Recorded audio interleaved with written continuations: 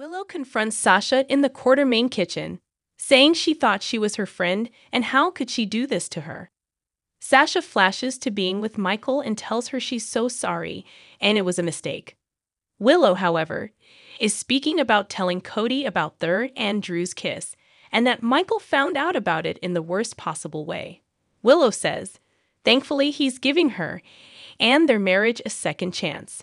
Sasha didn't mean to hurt her, and she only told Cody because they were in a relationship. Willow hopes she dumped him for violating her confidence.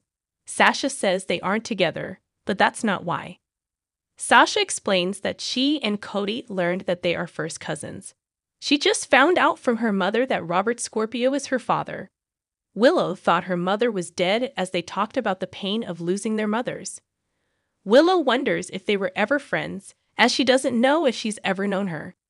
Sasha explains she told everyone her mother was dead, as she was never there for her, and she never thought she had to tell anyone about her. Willow is sorry she can't be with Cody, but she is fighting for her marriage because of Sasha's big mouth. She says she grew up in a cult, and it's been so hard to trust people. Sasha tells Willow she's sorry she told Cody about her and Drew's kiss, but she has nobody else to blame for this mess but herself. Sasha says they both know she kissed Drew twice, so maybe she should tell Michael the truth, seeing he was only told about the first kiss. As they continue to argue, Sasha lashes out at Willow for judging everyone else for her mistakes and says she fits right in with the Quartermains, who everyone warned her about. She decides she's quitting since she can't be with the man she loves and getting the hell out of this snake den. Jason calls Carly, who is in the Quartermain living room. He asks her to stay there a little longer while he takes care of things. Drew enters the living room and tells Carly that he just put Scout to bed, and he has no idea how to raise a little girl on his own. Carly says he's not on his own, he's going to lean on his family. Michael walks in and asks Drew what's wrong.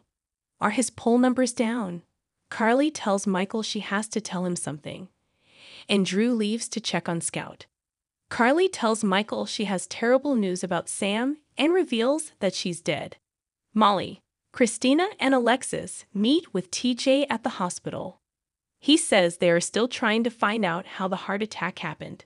When Sam and Dante's engagement is mentioned, TJ returns Sam's ring to the family. TJ explains it can't be on her when she has an autopsy.